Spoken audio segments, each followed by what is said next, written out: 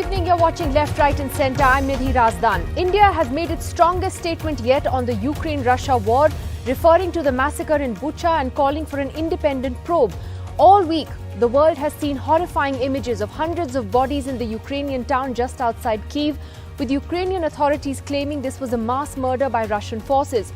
Russia has denied this, calling the bodies a staged, managed event by Ukraine for the Western press. But the fact is that India, which has been sitting on the fence for so long and so far, actually took a much firmer stand at the United Nations last night, though it stopped short of naming Russia. So has India's condemnation gone far enough? We'll be talking about that on a day when Foreign Minister Jaishankar also spoke to Parliament about this. But disturbing news coming in from Ukraine today. After Bucha, there is another town which may have faced even worse attacks since Russia launched its invasion 42 days ago. Borodyanka, which is northwest of Kyiv, may have hundreds of people buried under the rubble of civilian apartment blocks destroyed in Russian shelling. Ukrainian officials had already said that 300 people were killed in Bucha in pictures that were shown all around the world. My colleague Vishnu Shom now joining us for more on that big story. Vishnu, very disturbing what is coming out of there in Ukraine. But on the ground, where exactly is Russia at the moment? Well, Nidhi, first let's just take a look at where this area is, Borodyanka. Let's bring up that map firstly.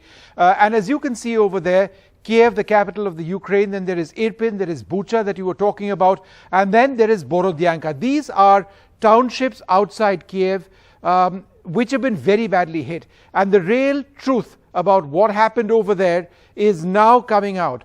And the real worry, and let's roll that footage of Borodyanka now, this township, the latest township, which could be an absolute horror story, because people going in over there, seeing their homes completely destroyed, and footage now, some of it including drone footage, shows this entire town to be absolutely demolished. Now the key point over here is that Ukrainian forces actually staged a major defense of Kiev by fighting over here in Borodyanka, and they ambushed Russian forces over here in a very big way. The Russians sustained massive casualties over here. They lost a lot of armor here in Borodyanka. But now that they have left, the real worry is that any number of people could be trapped under the rubble, they could be dead under the rubble, and the real worry is that has there been torture over here, as we've seen in the nearby town of Bucha? Have there been people over here killed in cold blood? We still don't know that as yet, but the real fear is that this could be potentially another Bucha. All right, Vishnu, very disturbing that. Thanks very much for joining us. Meanwhile, speaking in Parliament today, Foreign Minister Jaishankar said that the only side that India is on the side of peace, and reiterated India's strong condemnation of the incident in Bucha, calling for an independent inquiry. What is India advocating in Ukraine? We are, first and foremost, strongly against the conflict. We believe that no solution can be arrived at by shedding blood and at the cost of innocent lives. If India has chosen a side, it is the side of peace. And it is for an immediate end to violence. In this day and age, dialogue and diplomacy are the right answers to any disputes. Many honorable members brought up the incident, the happenings in Bucha. And I want to say that we are deeply disturbed by the reports. We strongly condemn the killings which have taken place there. This is an extremely serious matter, and we support the call for an independent investigation. Meanwhile, Western nations have imposed fresh sanctions against Russia just a little while earlier. That includes the US, the G7, the EU. They are more severe and immediate economic sanctions on the Putin regime. The US has decided to ban any new investment in Russia and impose severe financial sanctions on Russia's largest bank. Full blocking sanctions also on Putin's two adult daughters, as well as Foreign Minister Lavrov's wife and daughter. Sanctions also against Russia's most critical state-owned enterprises have been imposed. The US will also prohibit Russia from making debt payments with funds subject to US jurisdiction. Well, lots to talk about tonight. Going straight to our panel this evening, Manish Tiwari, Lok Sabha MP from the Congress Party, joining us today. Former Ambassador K.C. Singh is with us. Former Ukrainian diplomat Mr. Alexander Khara is with us. Gleb Markovich from the Russian Academy of Science in Moscow, Professor Scott Lucas from the University of Birmingham. Thank you all very much for being with us. Manish Tiwari, if I could ask you first, you heard the foreign minister today. India has clearly seen a perceptible shift in the tone and tenor of its statement, but do you think it went far enough? Well, Nidhi, what's happened in Bucha is absolutely horrendous. And I think it deserves the strongest condemnation possible. But unfortunately, it's a situation where the fog of war prevails. And obviously, only an independent investigation would be able to establish the truth of Bucha and what happened in the other suburbs around Kyiv.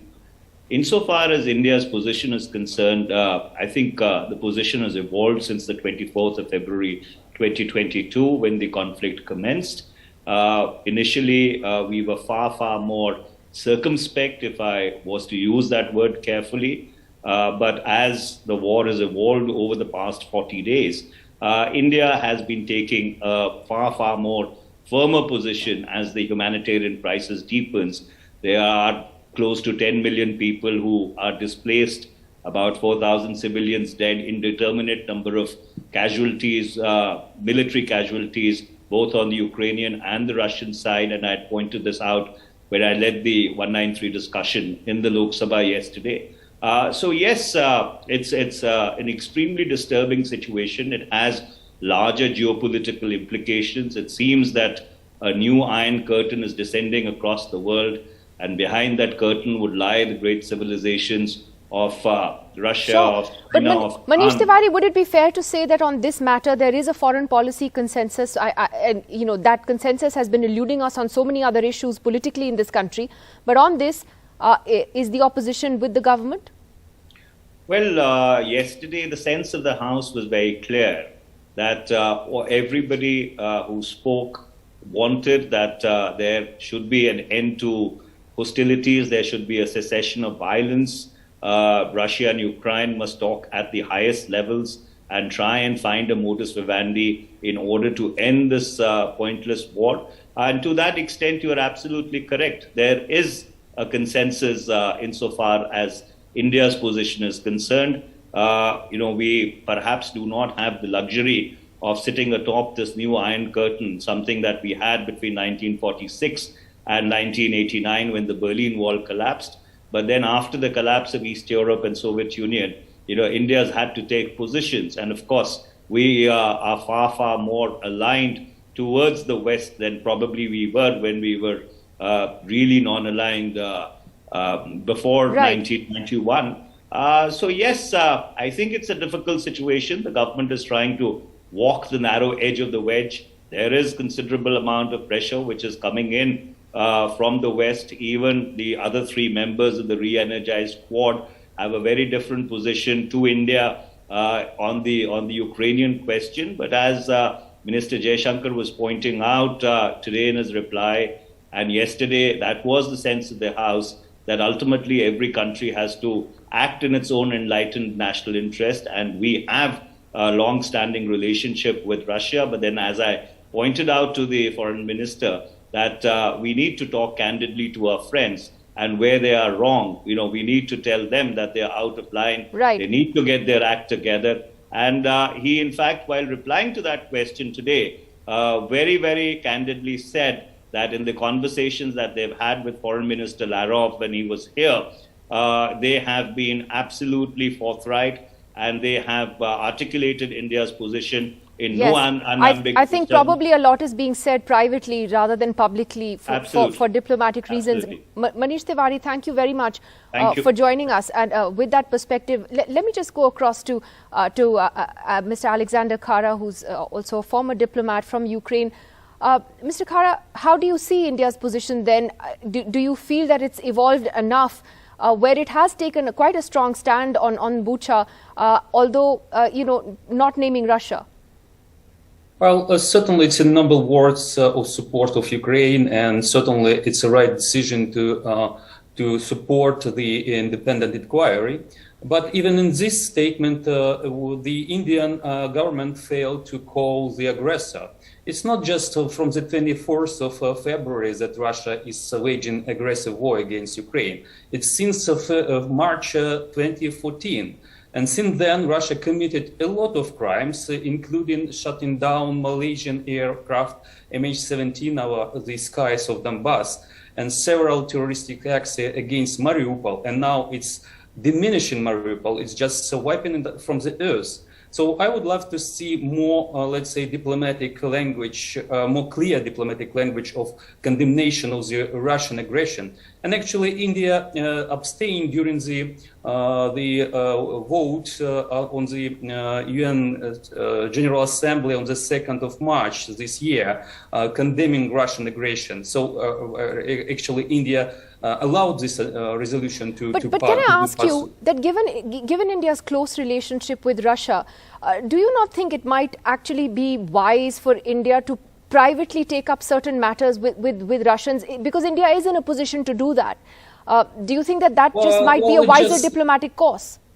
Well, certainly it's up to India, it's a sovereign nation, but you see the neo-colonial war of Russia against Ukraine. You see and you witness almost online the war crimes being committed by Russia. It's your choice whether to support, as Nixon once said, it's son of a bitch, but it's our son of a bitch. It's your moral choice. But from the other hand, you have allies in the West, and they need, you need these allies to compete with China, with more aggressive and assertive China in your region. But why should not you support or listen to advices from Washington and from the European Council capitals and from Japan and from Australia?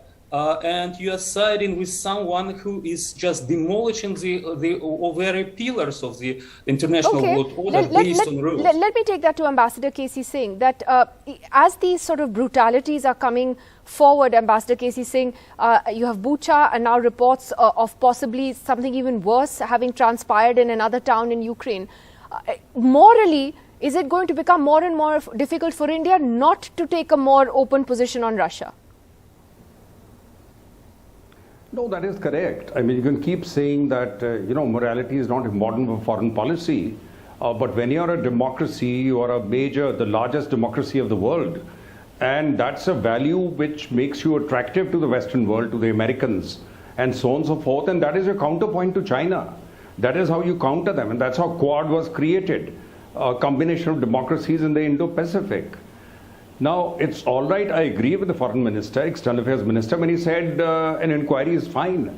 But the world is not going to wait for us to just say that, because the United Nations General Assembly will vote in the next few hours on whether Russia should be thrown out of the Human Rights Council or not. So you'll again be asked to vote. Now, if you keep saying, no, we'll again abstain, we can't do that, I think a time has come where to say privately we said this, publicly we say something else. I think India has to be more forthright. And Prime Minister has the stature. He should play a role. He should say, no, enough is enough. It's almost 40 days and you can't carry on with this. And what use is the inquiry? You see today, this is not Auschwitz, that you don't know what happened in that camp and Jews were burned. There is drone footage.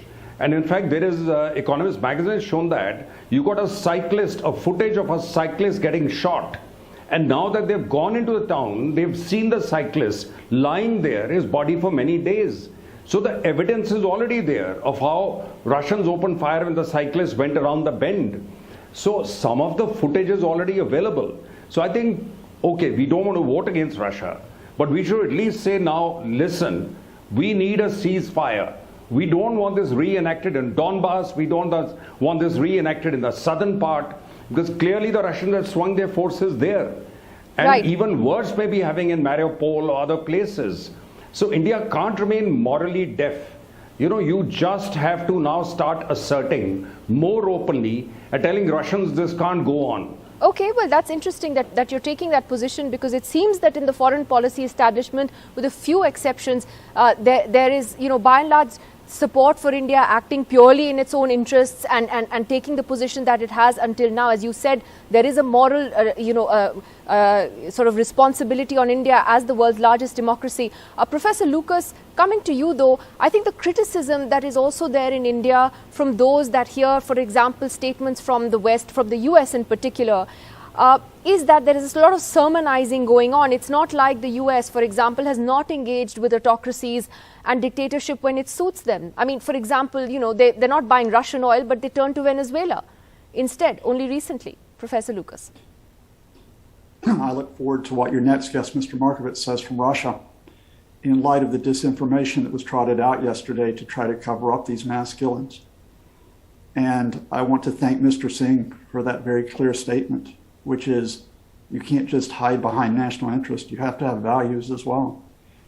To address your question directly, it is possible. In fact, I've been a longtime critic of U.S. foreign policy. For example, with the devastating invasion of Iraq in 2003.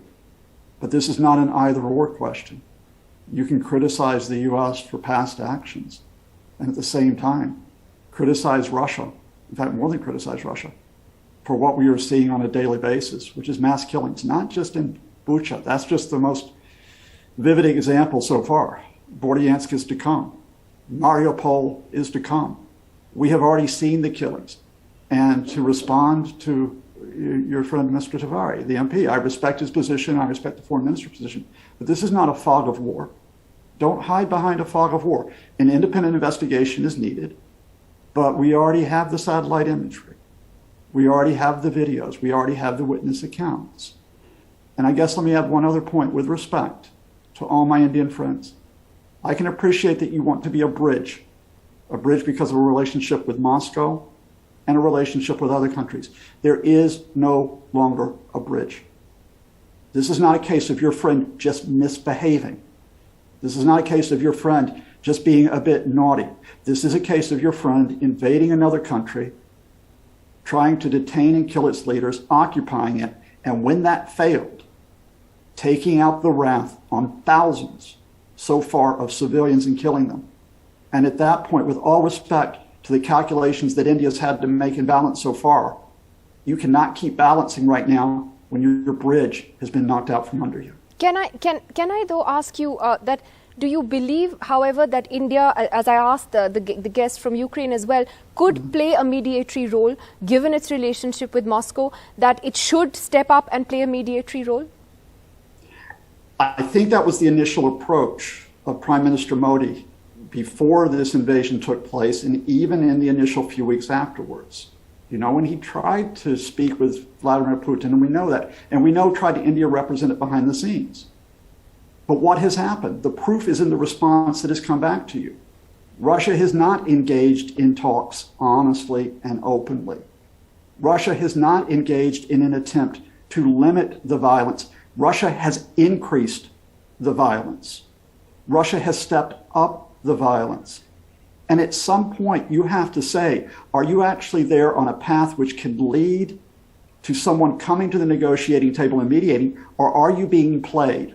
Are you being used as cover for Vladimir Putin and his military to try to figure out what to do next, not diplomatically, but whether somehow they can seize some territory in the east and south of Ukraine to rescue what has been a flagging military operation? Sure, and I think those are pretty strong words from you there. Mr. Gleb Makarevich, if I apologize if I mispronounced your name, but do you think that firstly, in terms of an independent probe into what has happened, that is the least that Russia can agree to at this time, a UN-led inquiry into Bucha and other killings?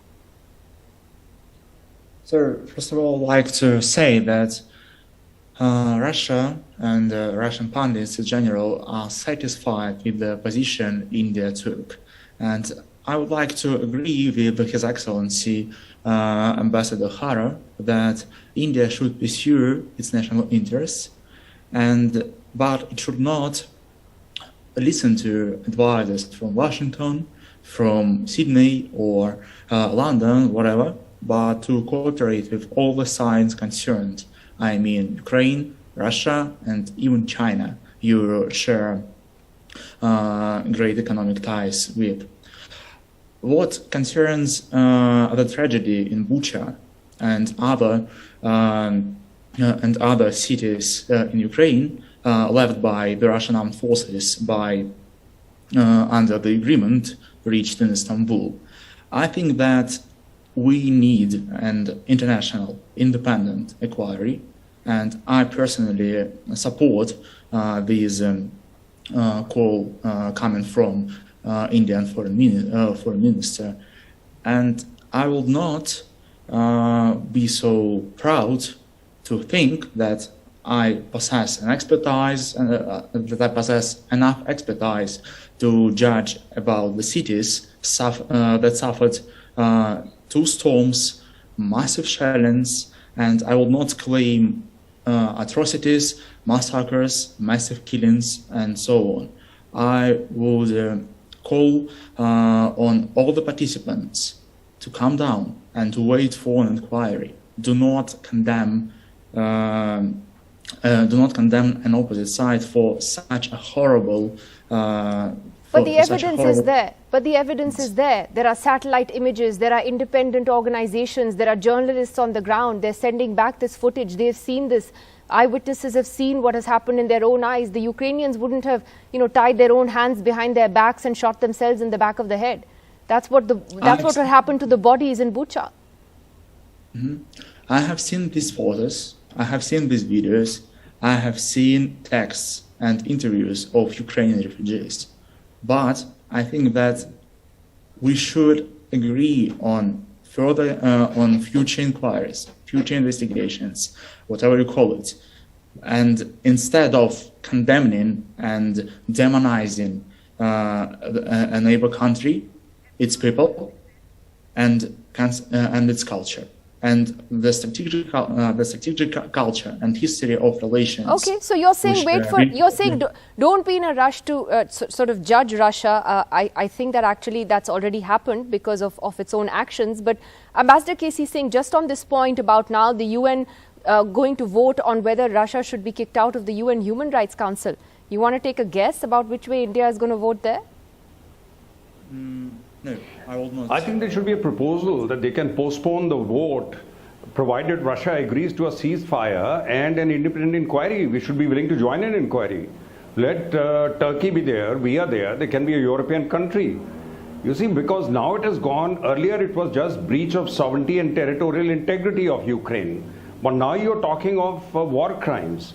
So Russia is getting deeper and deeper into the pit. And this is not going to get any better. So let the Russians, if they feel that, their hands are clean, why can't there be a ceasefire? There's a Red Cross delegation trying to approach Mariupol, and they were held up. They were not allowed to take the material to Mariupol, and there are still thousands of people held up there. So it's only bound to get worse. So I think what countries like India need to tell them is not nice statements like I think there should be, I think there should be an inquiry. Just tell them we need an inquiry, otherwise we'll be forced to vote against you. That is the kind of pressure we need to bring them. But I think we are still wishy-washy on the wall. But see the flip-flop, the flip that the Pakistani army has done. Yeah. They've literally sacked their own prime minister based on alignment with Putin. Which is what I was going to come to. We thought Pakistan had gone completely. Absolutely. I was going to come to that because look, the Quad is important for us vis-a-vis our own problems with China, right? At this moment. So, are we risking that alliance because we're putting all our eggs in the Russian basket? Although I have to say, Australia has been much more conciliatory in saying that it understands India's position, etc. The US not so much. But is there a danger there that we're risking too much? I think the Pakistan army has understood this. This is their 9/11 moment. They done a flip. They realized this is a way of separating India from US. So that's why they even gone against their prime minister. So that is the danger, that we thought with this new alignment with the US, we had isolated Pakistan, but Pakistan has shown that they can change their positions very rapidly because the army takes a call. So this may be just a new development that we'll have to cope with. But privately, they'll be telling Americans, hey, you want to be allies with India, but these are guys who rush to the fence and sit on it. Right. Mr. Khara, if I could just ask you one last question. What does Ukraine want from the world now? You would have just heard the news about the US and G7 sanctions, including on Putin's adult daughters, the family members of the foreign minister Lavrov, etc. But what more beyond these sanctions would you like to see? Well, I believe there is, unfortunately, there is no room for diplomacy at the moment with Russia. We've been proposing several concessions, and Putin didn't make his mind to stop this onslaught of Ukrainians. So that's why there are just three ways how to deal with Putin. First, to arm Ukraine, and fortunately our Western partners are doing this because we know, according to the UN Charter 51, Article 51, we have the right for self-defense. Secondly, support Ukraine financially in humanitarian issues. And thirdly, press Russia with sanctions. And that's why, if we are talking about India, I would love to see not just the words, the right words of the Indian government, but less Russian oil being bought with discount from Russia. Because Russia is trying to wage this money against all those frozen actives in the West. To wage this war. So oil and gas of Russia, it's more a killing of Ukrainian innocent people. Okay, I get your point. You're saying that that's where it hurts the most, and that's where the world, including India, needs to turn its attention to. Thank you very much to all of you for joining us on that important story today, where we're getting lots of reactions on coup. Once again, Riddhi saying that India has not taken a fair stand on the Ukraine crisis. It's only tried to play safe. Mr. Perfect says India is always cautious before making any statement in the ongoing war.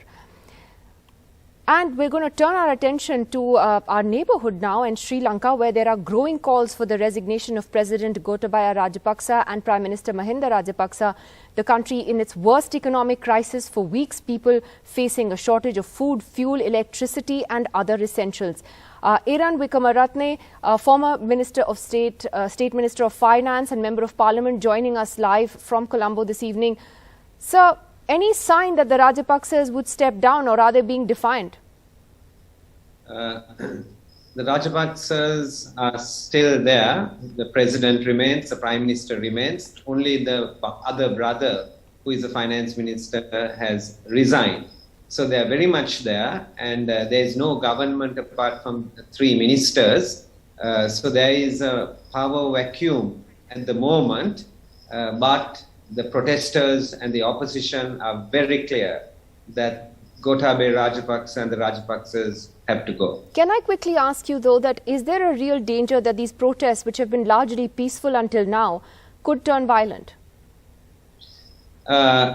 Yes, there is the possibility that people could exploit these protests. Most of the protesters are genuinely there because of the hardships that they are facing in their homes and in their businesses. And it has been non-violent. But like in every society, there are sometimes people who try to exploit these protests. And here also, and these people who try to exploit it normally are people who can't succeed to the democratic process. So certainly we have a responsibility to protect the democratic way of life in Sri Lanka. Thank you very much for joining us. It was very difficult to be actually able to connect with you. I know electricity has also been a big problem there, and you're right. These protests have been really unprecedented in so many ways because they are spontaneous. There's really no leader leading them, and you have the young people of Sri Lanka who have really been out on the streets spearheading all of this. Thank you very much for joining us, sir. Thank you. Thank you. That's it on the show tonight. See you later.